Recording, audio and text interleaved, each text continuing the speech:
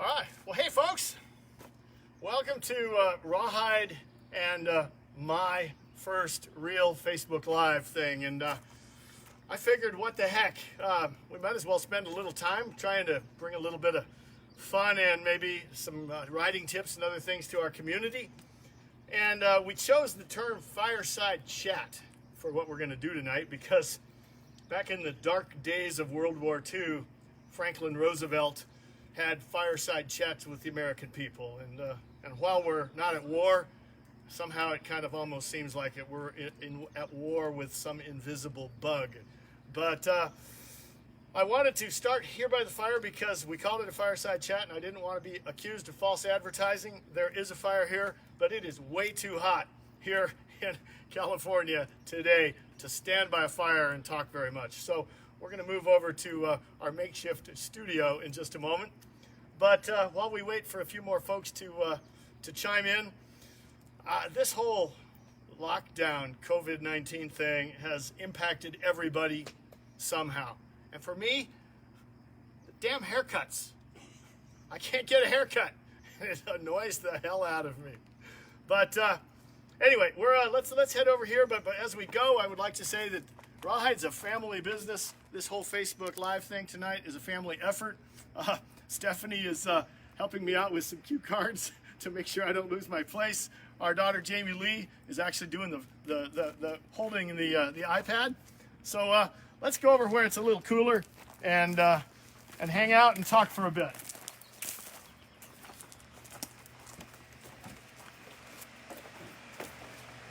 So welcome to our makeshift studio.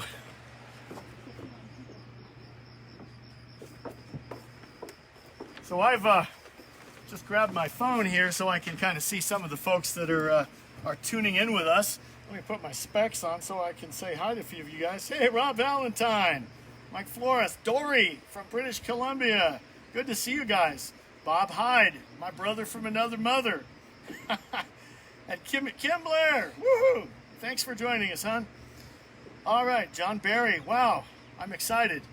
So listen, some of you saw earlier today, I did a little test, and I said, when we get started, I might just have a drink. So I would like to invite you all to join me this evening. Go grab a beer out of the fridge or make yourself a cocktail, and let's settle down and talk for a while. And I'd like to start actually with some updates of what's been happening around RawHyde.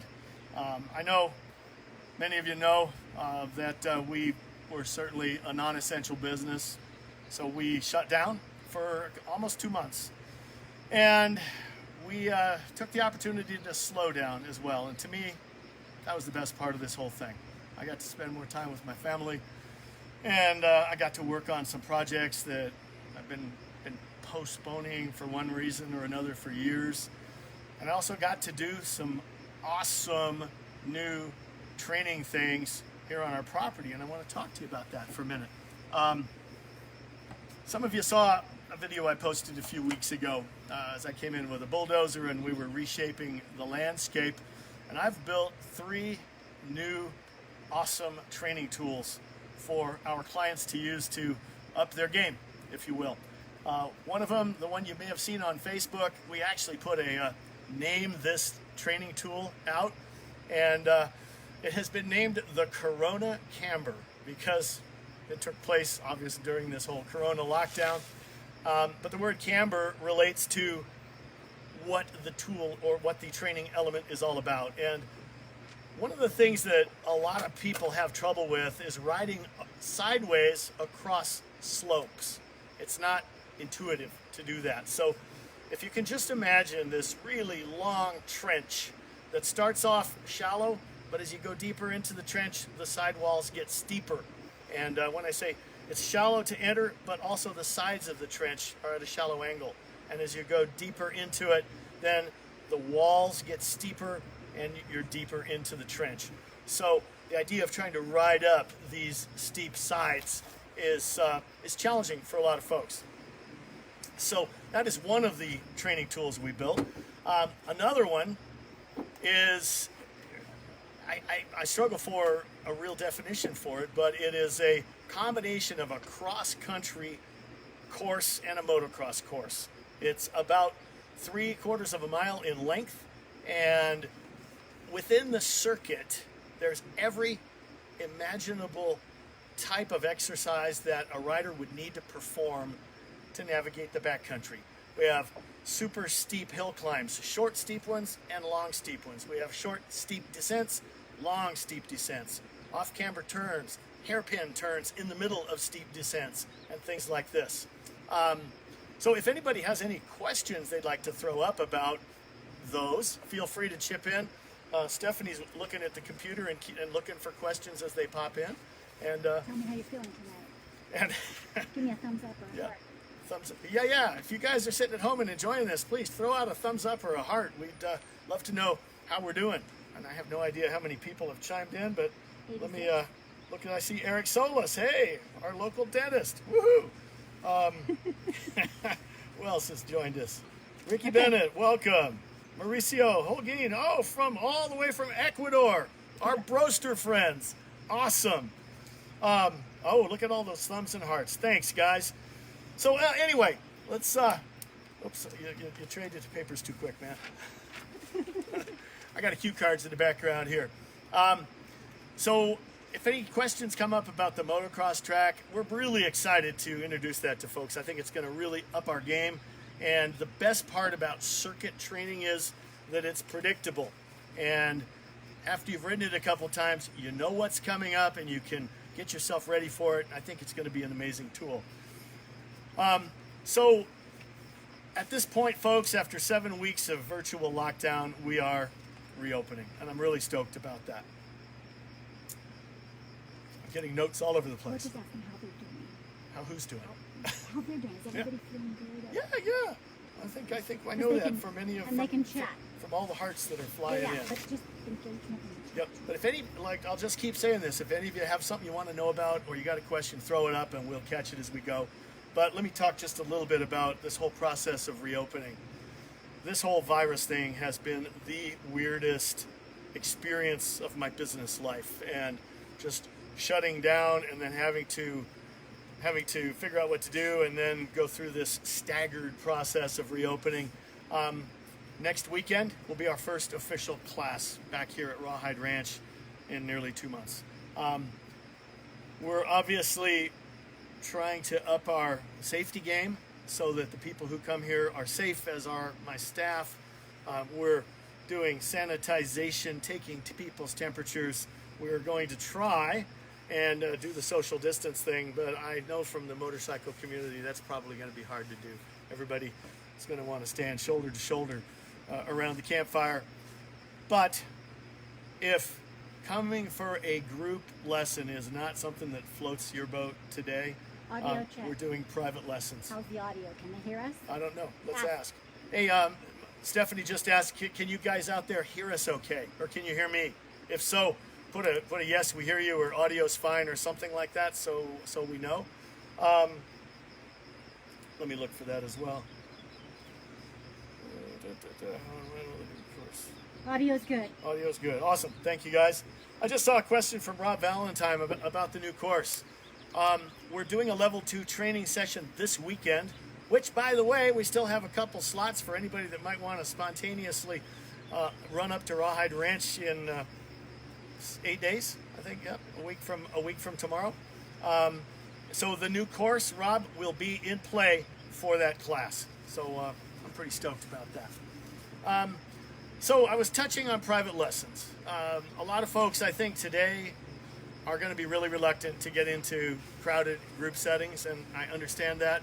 And that's actually one of the things that's kept us afloat over the last 2 months, is a lot of folks have come up for just a private session in the sun to get out of their house, get away from their wife or get away from their husband, and have a little fun in the sun here at RawHyde. So that has been wonderful.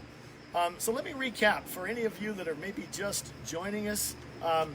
This totally is a family thing going on tonight. Stephanie's making notes on a pad and aiming it at me from time to time. Jamie Lee, our daughter, has actually got me on camera and making sure that I stay centered in the screen. And so carrying on, as we were recruiting topics for tonight's talk, John Gazette sent in a note, and he asked, what are my favorite spots on the tours that we do? And so I thought I'd just throw that out for something for you folks to think about.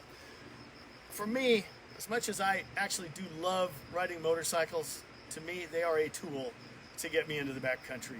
And my two favorite places on earth, in the United States anyway, are in the heart of Wyoming in a place called the Continental Divide Shelf.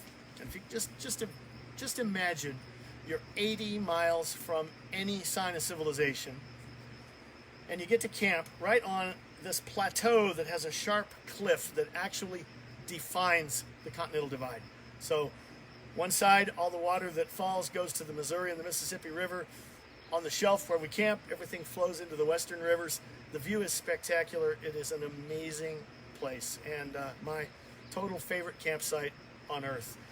And my other favorite place is actually not too far from our headquarters in Colorado. It's a place called Boreas Pass, and it's a pass over the Rocky Mountains heading down into Breckenridge, and it's about 12,000 feet in elevation, just up above the tree line. You have a 100-mile view, and it's a historic train grade that connected a town called Como with Breckenridge back in the 1800s, and it's just a stunning setting. So those are my two favorite places. So John, thanks for that question. Another thing that we've had a lot of questions about is packing things, and one of the questions that came in was the top 5. Don't change pages yet. The top 5 things that I think one ought to carry if they're going to go out for an adventure ride, and I would aim this more at a day ride kind of a scenario. If you're going to carry stuff with you, and I am a big fan of never riding without your stuff, your saddlebags and the things you need to be safe and comfortable. But the question was, what are the top 5 things? So the first in my mind is really, when you boil it down, if you get into trouble out there, communication is the most important thing. And there's 2 tools. One is something like this. It's an InReach by Garmin. It's a 2-way texting device that you can pair your iPhone to this contraption, and you can send texts asking for help. It's a 2-way device, so anyone that you text, they kind of have to have cell service. Although if you do have a friend with another InReach, you can text back and forth. But fundamentally, it's a good tool to text, to tell, if everything's fine, hey, I'll be home for dinner at 7:30, or if you're in trouble, you can call for help. This is one tool. Another, though, however, that I frankly don't ever leave home without, and if you don't mind my jumping up on the proverbial soapbox for a minute, if you can afford today's adventure bikes, you can afford a satellite phone. And this is the tool. This is in my mind, the real deal for being able to reach out and call for help. So communication is number 1 of the 5 things that I think you ought to be able to carry with you. Secondly, a jug of water. That's pretty simple, whether it's a hydro flask or whatever. Third, tools. And let me flip my saddlebag open. Jamie Lee, you want to pan down here real quick? By the way, I'll put in a shameless plug for my favorite luggage, Jesse Luggage. Robust, heavy-duty, hard bags. And I know that bothers my good friend Pete Day at Moscow Moto, but I go internationally a lot, and I just feel like hard luggage is much more difficult to break into. If people have a razor knife, it's hard for them to slash and get your stuff. But anyway, tool roll, folks. Within the tool roll, a Leatherman is without a doubt the handiest tool to be carrying with you when you're out in the boonies. 2 more things to absolutely have with you. You never know when an unintentional dismount is going to bang you up, so having a good first aid kit. And my world's a little different than most people's, because normally I've got 10 or 15 people behind me, so this is my tire repair kit. But that's the 5th of the top 5 things. So we got communication, water, tools, tire repair, and first aid. Those are your top 5 things. But I want to mention one other thing. I do carry something all the time, And I'm not going to go into this because we have a video on YouTube about this already. But this little bag is always in my pannier. And this is what I call my what if kit. And the what if is, what if your ride doesn't go the way you planned? What happens if you taco a front wheel? You're okay, but your bike's out of commission. Everything in that little bag right there is what you need to comfortably spend the night.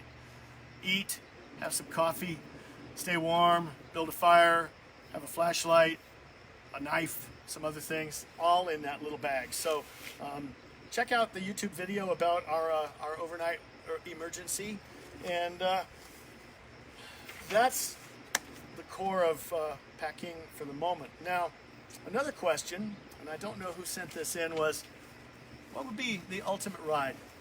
And I gotta tell you folks, in my mind, the greatest adventure ride in the world is one I haven't taken yet, but I'd like to. And that's the Silk Road that goes from Istanbul, Turkey, all the way to Xi'an, China. And Xi'an, for those of you that don't know, is where the Terracotta Army is. It's got to be amazing. I've never been to China. These days I don't want to go, at least not for a while. But I'll tell you about something that captured my imagination, and it's why I want to take the Silk Road. There are these things along the Silk Road called Caravan Sarai. And if you're sitting at home, you get a chance to Google this. The Caravan Sarai go back to the days just after Marco Polo established a trade route with China. And suddenly there were untold fortunes coming from China into Western Europe in the realm of spices and things like this, silk and spices and things like that from the Orient. And the camel trains that carried all of this wealth were targets for robbery and larceny. And so, if you can believe this, in the 12 and 13 and 1400s, they built hotels for camels along the Silk Road. And some of these hotels are unbelievably ornate. They're underground for safety, and today they've been turned into people hotels. And I first saw the Caravan Sarai on a video that my friend Helge Peterson did, where he filmed a trip along the Silk Road. And there's this one scene in eastern Turkey, or it might have been Kazakhstan, I'm not sure, but there's this unbelievable underground hotel where you actually ride your motorcycle down and you park your bike in your bedroom, which doesn't have any doors, but it's an old camel stall, and the walls and the ceiling and the floors are tiled in the most beautiful mosaics you can imagine. So check out the Caravan Sarais and just dream.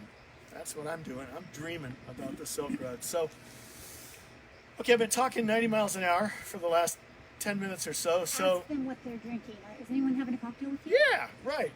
Stephanie said, anybody having a cocktail with me? I'm going to have a sip. Excuse me. Bobby Brown wants to know what you're drinking. Bobby Brown, I'm having a rum and Coke. Rum, that's my drink all the way from college till now.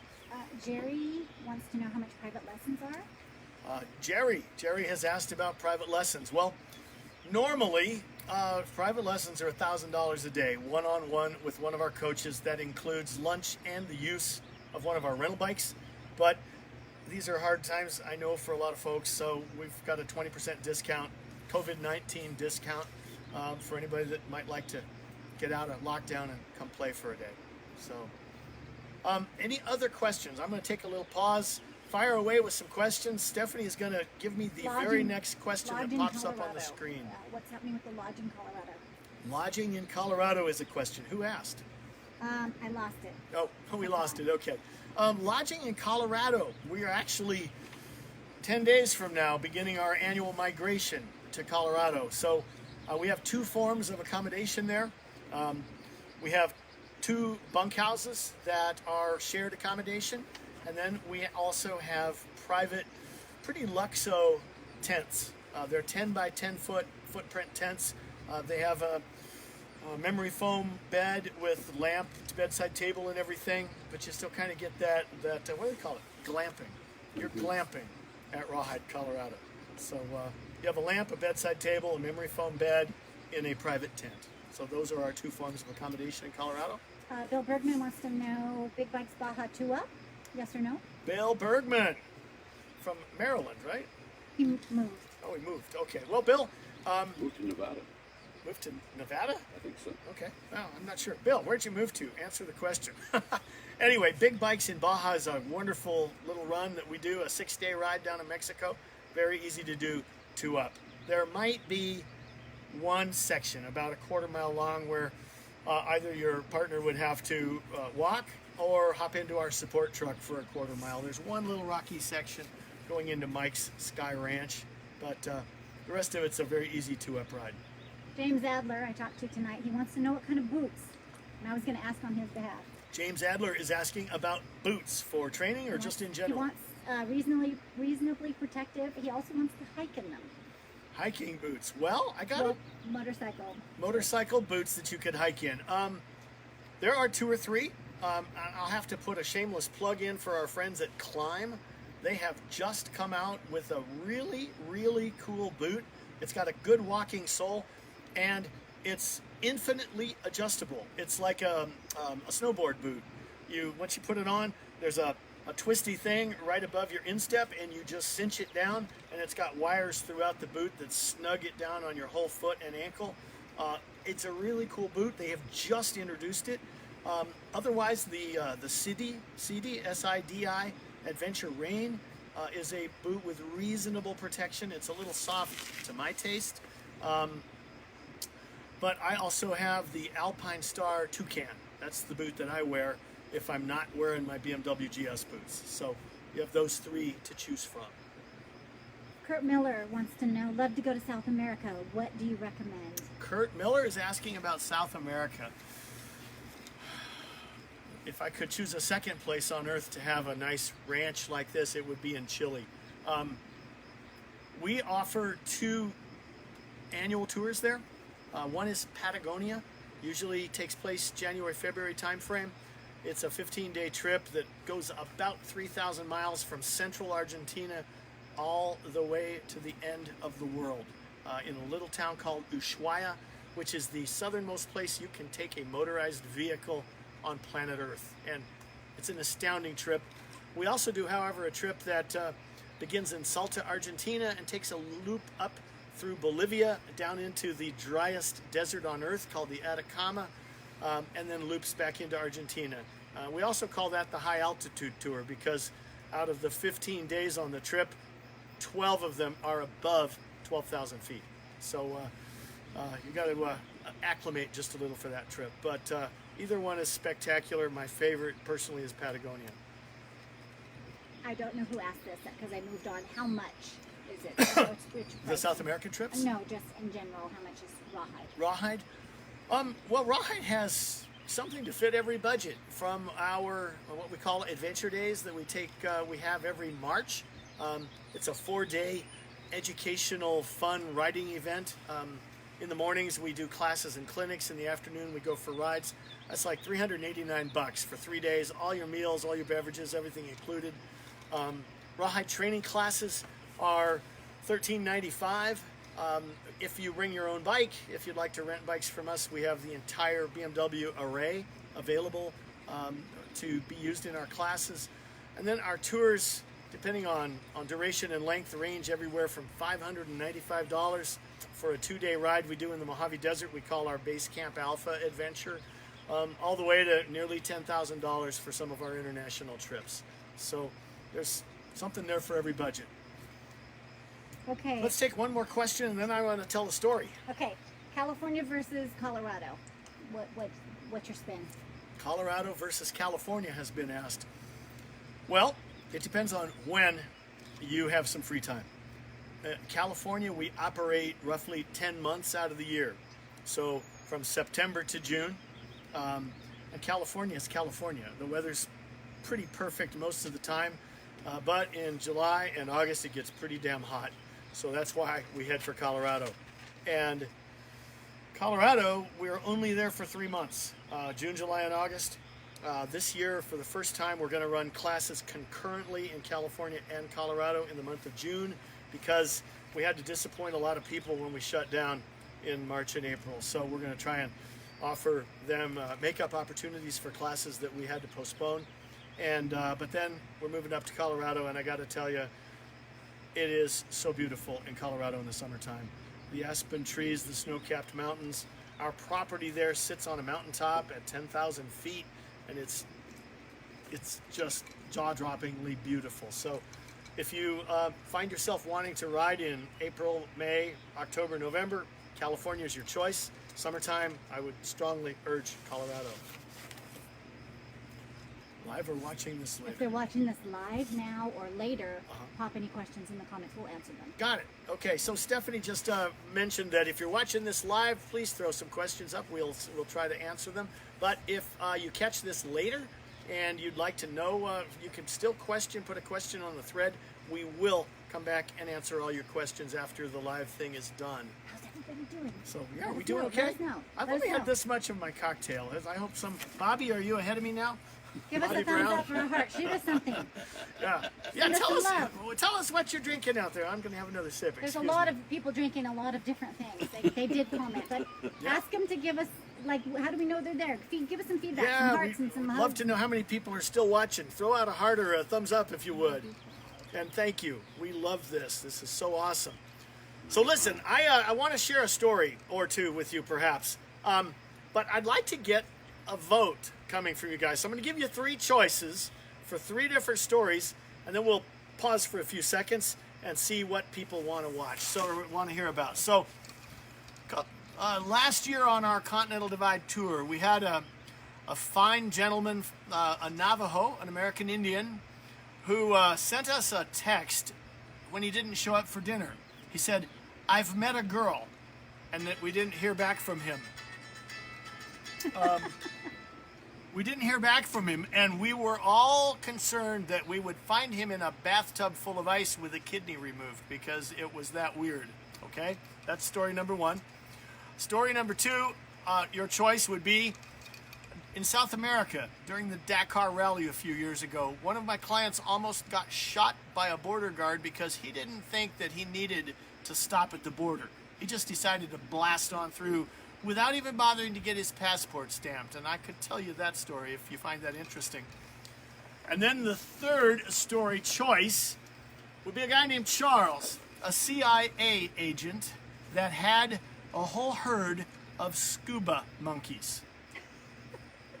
So those are your choices, folks. I'd love to tell you any one of those stories. So Put it in the comments. let's give it 30 seconds and throw some comments up, and Stephanie's going to try to keep a little count, see what seems to be the most interest, and I'll tell the story. Number 1, we got a 1. I only have one person that wants to hear one story. No. People, wake up. Seriously, do we lose everybody?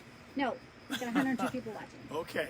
So we have Scuba monkeys. we have Stanley possibly missing a kidney. We have Victor, who almost got shot at the border of Chile, and we have the CIA agent with the scuba monkeys. Scuba, 1, 1, 3, 1. It looks like One. kidney missing is winning. Scuba, Oh, scuba's coming up a tight. I met this girl. 1. Okay, so we're gonna tell the kidney story. Thank God he didn't lose his kidney. But so here we are on our Continental Divide tour, and the Continental Divide tour is a 9-day ride from Albuquerque, New Mexico to Helena, Montana. And Stanley is just a lovely man, and he's probably in his late 60s, and he happens to be involved with the police department on the Navajo Nation. And he purchased one of our bikes, and so he's taken the CDR, that's what we call it for short, the CDR ride. And we arrive one evening in Steamboat Springs. And some of you I know that are watching have probably taken our tours, and you know that we set up a WhatsApp chat among our cluster of folks, because through WhatsApp, it's really easy to just send out a note. Hey folks, dinner's at 8 o'clock. Here's the restaurant. We can share the location, etc. So we're getting ready to go to dinner. And I send out a note through WhatsApp. I said, all right, guys, we'll meet you at Mahogany Ridge, which is the name of the restaurant we usually eat at. I said, we'll meet you there at 8 o'clock. Here's the location. So most of our clients responded, okay, great, see you there. All is good. Stanley sends me a note. Jim, I've met a girl. That's it. Nothing else. I'm like, okay. I write him back. Stanley, does that mean you're not coming to dinner? No response. Stanley, I'd really like to know whether I should bring you dinner back to your room. No response. 2 hours later, 3 hours later, 4 hours later, no response. It's now after midnight. Stanley has not responded. And we have a paramedic that was with us, Trevor, and he's missing a kidney. I've been on these calls. And I'm like, don't tell me that. Do not tell me that. So, but I'm having visions. I am sitting there in my motel room thinking, oh my God, I've seen and heard about stories of people waking up after getting a margarita on the beach from a cute girl, and they wind up in a bathtub with a lot of pain. So anyway, about 1:30 in the morning, my phone goes off. Stanley's back. So the next morning, I'm like, Stanley, you could have set my mind at ease if you had told me what was going on. And he goes, well, Jim, I met this young lady coming out of the drugstore, and we struck up a conversation, and we went to see The Lion King. I'm like, how old was she, Stanley? Oh, I don't know, 22, 23. I'm like, you poacher. So there you go. That's the kidney story. So Did we get any more?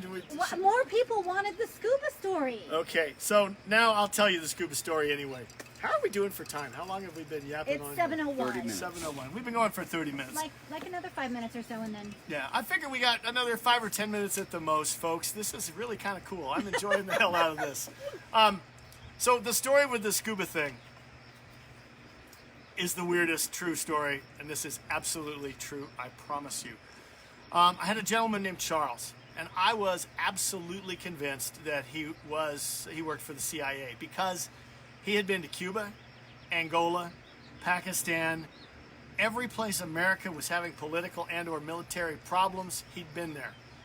And he also was very secretive about what he really did. He wouldn't talk about, he never mentioned his job, nothing. So he had a big ranch down in Texas. And one night he's sitting around the campfire, and we asked him about his ranch, and he'd had a couple drinks, and he says, let me tell you a story.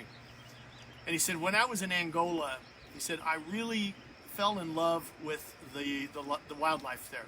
And he said, so I have imported some gazelles and some kudus and some other things to my ranch to just give me that African vibe. He said, but the thing I really loved was the sound of spider monkeys screeching in the trees. I'm like, that sounds like a really obnoxious sound to me, but he felt that was the essence of Africa. That was the thing he carried with him from an audio standpoint for Africa. So he said, I decided I was going to bring some spider monkeys in. So he bought and had shipped to him 140 spider monkeys in a shipping container, and he had them air freighted. And unfortunately, the coronavirus had hit those monkeys. One of them was infected with some sort of a respiratory disease, and within a week of all of his monkeys arriving in America, they all died. Now, I have to ask you, what would any right-thinking person with 140 dead monkeys do with them? Well, you'd freeze them, of course, because you never know when you might need a monkey for something. I'm not shitting you. That's true. So, I said, Charles, you're shitting me. He says, no, man. He says, I got this big industrial freezer. I froze them a little. He used a bad word. He said, because you never know. I might be able to use them for a practical joke. And that's exactly the rest of the story. So it turns out that Charles had a neighbor who was a commercial catfish farm, okay? And we're talking the outskirts of Dallas or Houston. I don't actually know where his ranch was, but it was near a big city. And there were some folks that knew about this catfish farm, and the farmer was having trouble with people poaching his catfish. And he said that every Friday night, a group of old gentlemen would come up in a beat-up old pickup truck, and they'd climb over his fence, and they would throw fishing lines with multiple hooks into his pond, and then they would come back on Saturday night and haul in their catch. And the farmer felt they probably actually needed the food, and he didn't want to have them arrested. He didn't want to get the cops involved. He just wanted them to stop. So Charles said, well, I got me an idea. So here was his idea. He thawed out about a dozen of his monkeys. Okay, now what do you do with a dozen thawed out dead monkeys? A woman in town that he knew was a seamstress, and he bought a whole bunch of like neoprene wetsuit material, and he had this lady make up a bunch of little wetsuits for these monkeys.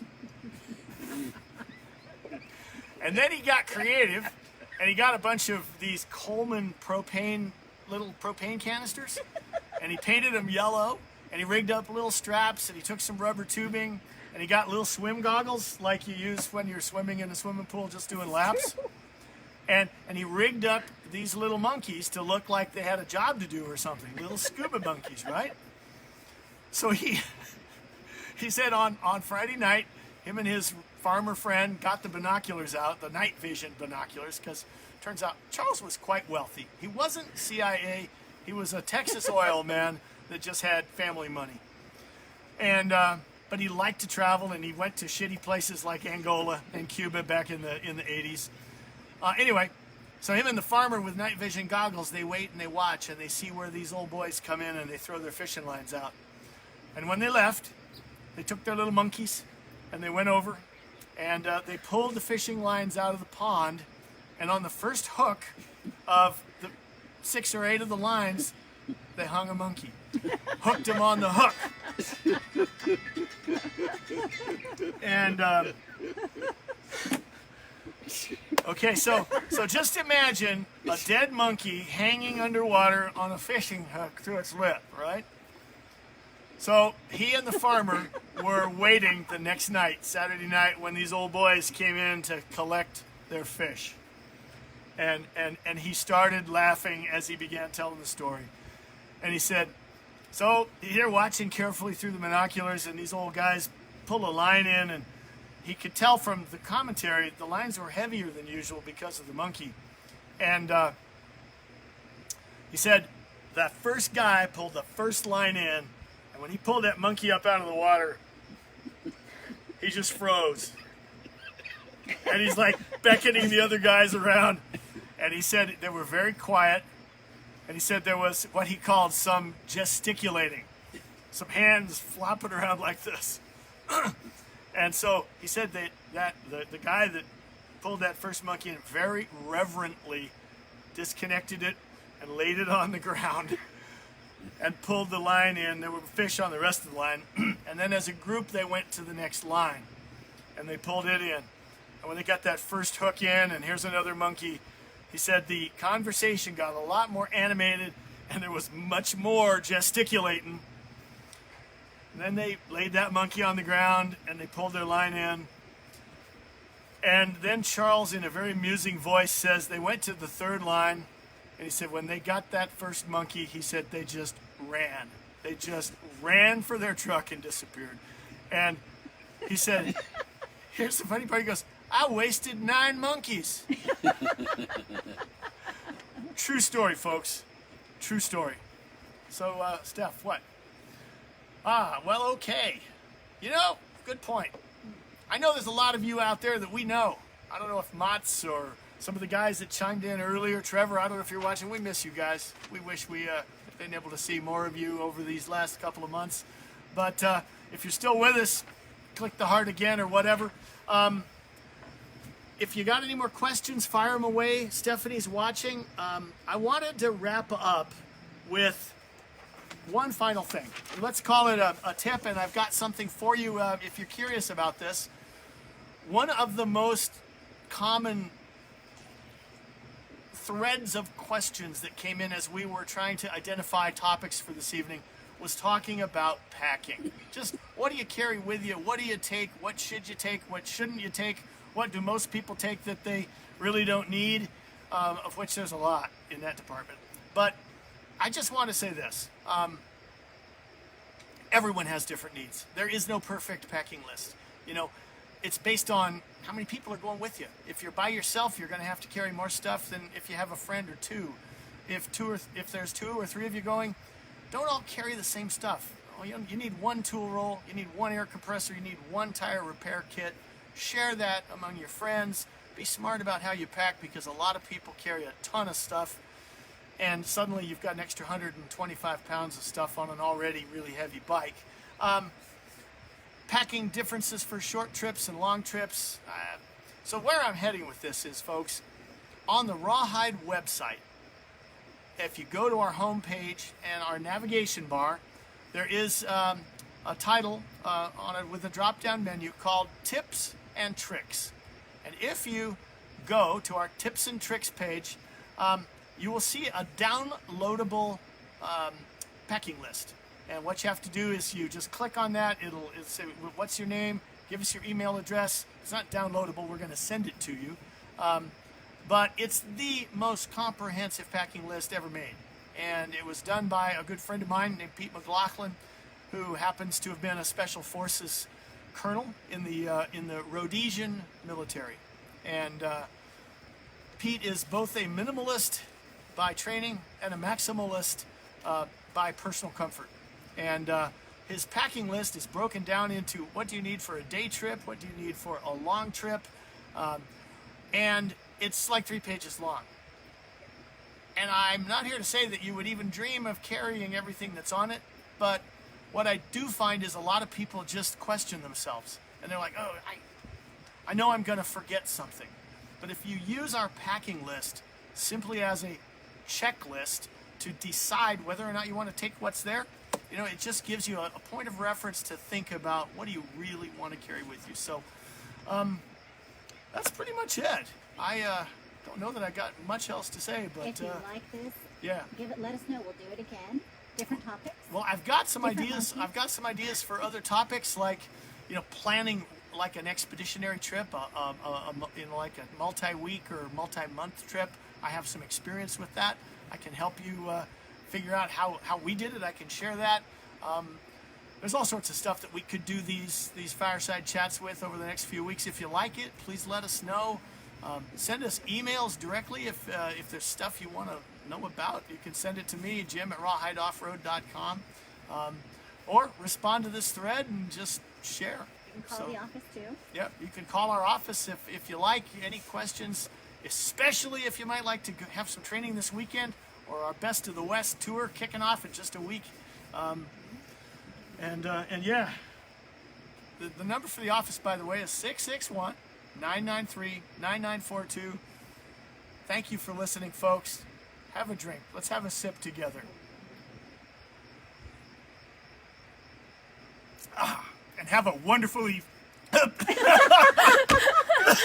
a wonderful evening. Thanks for listening. Bye, everybody. See y'all later.